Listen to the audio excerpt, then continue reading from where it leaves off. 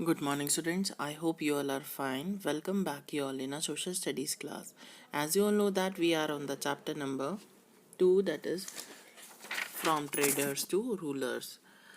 I have already discussed with you some part of this chapter in the last classes. So, continue. Did you know the Battle of Plassey was the most decisive war that marked the initiation of the British rule in India for the next 2 centuries? Battle of Plassey or the Plassey took place between the British East India Company and the Nawabs of Bengal and his French allies. The battle occurred on June 23rd, 1757 at the Plassey of the Murshidabad district on the banks of the Bhagirathi River. Sirajudullah, the army commander Mirzafar of the Sirajudullah side, betrayed in the Battle of the Plassey, and thereby the whole force of Nawab collapsed, and as a consequence the entire province of the Bengal came under the British. The Battle of Plassey, also named as Battle of Plassey. Battle of Plassey क्या था? एक most decisive war था और marked ऐसा हुआ था initiation of the British rule India में आया है फॉर द नेक्स्ट 2 सेंचुरीज के लिए, right. And the battle of Plassey और the Plassey took place between किसके बीच में हुआ था? British East India Company and the nawabs of Bengal के बीच में एंड हिज फ्रेंच अलाइज के बीच में, राइट. द बैटल अकर कब हुआ था? June 23rd 1757 को at the Plassey of the Murshidabad district में, right.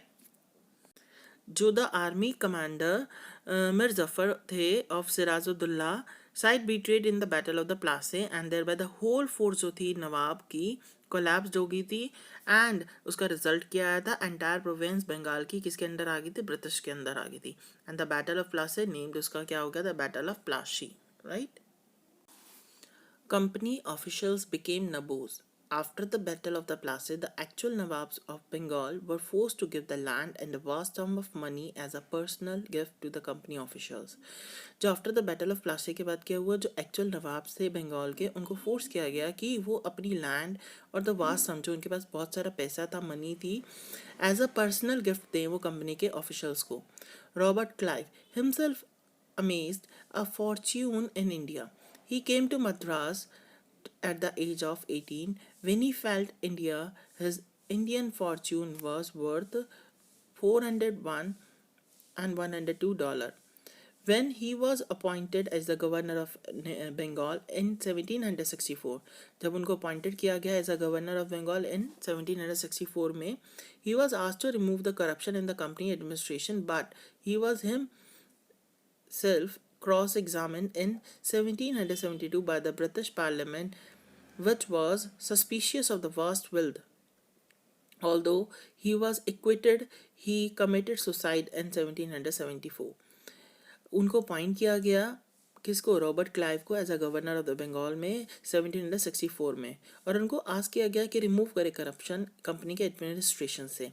But he was himself self cross examine, अपने आप को खुद क्रॉस एग्जामिन किया उन्होंने 1772 में बाय द ब्रिटिश पार्लियामेंट के through, which was suspicious of the vast wealth, and although he was acquitted and he committed suicide in 1774. Tipu Sultan, the Tiger of Mysore. Tipu Sultan, 20th November 1750 to the 4th May 1799, also known as the Tiger of Mysore, known किया जाता था, उनको पहचाना जाता है Tiger of Mysore के नाम से, was the ruler of the kingdom of Mysore from the 1782 to 1799 and as a scholar and the soldier and the poet भी थे वो. Tipu was the eldest son of the sultan Haidar Ali of Mysore. Tipu किसके eldest सन थे? सुल्तान हैदर अली के मैसूर में, ऑफ मैसूर के. And his wife Fatima, उनकी wife Fatima फ़ख्र उन NISA, a daughter of Mir Mulauddin, governor of Kadapa. Tipu promoted more wide spread use of the Hindustani language in the southern India. Tipu ने promote किया था वाइड स्प्रेड, बहुत ज़्यादा कि यूज़ करें हम हिंदुस्तानी लैंग्वेज का साउदर्न इंडिया में. टीपू ने इंट्रोड्यूस किया था नंबर ऑफ एडमिनिस्ट्रेटिव इनोवेशंस, जिसके अंदर इंक्लूडेड किए गए थे introduction of the new coinage, new lunisolar calendars थे, and the new land revenue system हो गया, and initiated the growth of the Mysore silk industry also. Tipu expanded the iron-cased Mysoreum rockets which he developed in his resistance against the military advances of the British. And he remained as an implacable enemy of the British East India Company, bringing Karatha them into the renewed conflict with the attack of the British allied Travancore in 1789. In the Third Anglo-Mysore War, Tipu was forced into the humiliating the territory and losing a number of the previously conquered territories, including the Malabar and the Mangalore. In the Fourth Anglo-Mysore War, the combined forces of the British East India Company and the Nizam of the Hyderabad defeated the Tipu and was killed on the 4th May 1799 while defending his fort of the Srirangapatnam. Wars with Marathas. The first Anglo-Maratha War in 1775 to the 1782 was the first three Anglo-Maratha wars fought between the British East India Company के बीच में लड़े गए थे and the Maratha Empire in India के अंदर. The war began with the Treaty of the Surat and ended with the Treaty of Saibai. The Battle of the Delhi took place on 11 September 1803 during the Second Anglo-Maratha War and between the British troops under the General Lake and the Marathas of the Second India's army under the General Louis Burgoyne. The battle was fought at the Patparganj and the right across the Yamuna River and the Humayun's tomb, also giving the battle its local name. The Third Anglo-Maratha War is in 1817 to 1818 was a final and a decisive conflict between the British East India Company and the Marathas Empire in India. The war left the company in control of the most of the India and it began with the invasion of the Marathas territory by the 1,10,400 British East India Company troops. In the late 1830s, the company became worried about the Russia. It imagined that the Russia might expand across the Asia and enter the India from the northwest. They fought prolonged wars with the Afghanistan between the 1830 and 38 and the 1842, and the Sindh was taken into 1843. Two prolonged wars were fought with the Sikh kingdom. In 1849, Punjab was annexed. Doctrine of Lapse. The doctrine of lapse was the annexation policy purportedly devised by the Lord Dalhousie. According to the doctrine, a princely state or the territory under the direct influence of the British East India Company as a vassal state under the British subsidiary system would automatically be annexed if the ruler was either the manifestly incompetent or died without a direct heir.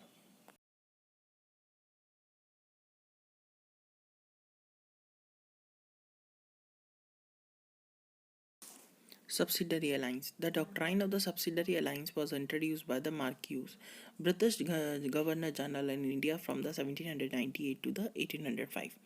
Early in his governorship, Wellesley adopted the policy of the non-intervention in the princely state, but he later adopted the policy forming the subsidiary alliances. This policy was to play a major role in the British expansion in India. The main principles of the subsidiary alliances. An Indian ruler entering into the subsidiary alliance with the British had to accept the British force with his territory and also agree to pay for their maintenance. The ruler would accept the British resident in his state. An Indian ruler who entered into the subsidiary alliance would not enter into any further alliance with any other power, nor would be declare a war against any power without the permission of the British. The ruler would not employ any Europeans other than the British, and if he were already doing so, he would dismiss them. In case of a conflict with any other state, he would agree the resolution decided upon by the British. In case of a conflict with any other state, he would agree the resolution decided by the British in return for the ruler accepting its condition, and the company undertook to protect the state from the external danger and the internal disorders. If the Indian rulers failed to make the payment required by the alliance, then the part of this their territory was to be taken away as a penalty. The company army. Colonial rule in India brought in some new ideas of administration and the reform, but it power rested on its military strength. Traditional army, the Mughal army was mainly composed of the cavalry, right? The cavalry dominated the army, and the infantry, that is the padial, foot or a soldier. They were given a training in the archery and the use of the sword. The rural areas had a large number of the armed peasants, and the local zamindar often supplied the Mughals with the padial soldier. Professional soldier. A change occurred in the 18th century when the Mughal successor states like Awadh and the Banaras started recruiting the peasant into their armies and the training them a professional soldier. The East India Company adopted the same method when it began the recruitment for its own army, which came to be known as the Sepoy Army. Right? In the early 19th century, the British began to develop a uniformly military culture. Soldiers were increasingly subjected to the European style. The East India Company started a training company. To further its training interests, the company started to interfere in local politics and later on took control of the local administration. Through the various social, political, and the administration changes, the company took full control over the 63% of the Indian territory and the 78% of the population. The remaining part was under indirect control of the East India Company. So, students, you can revise this chapter and these topics. This is a summarized summary of the chapter. For deeply, you can go through the chapter from your book. Okay, thank you and have a nice day.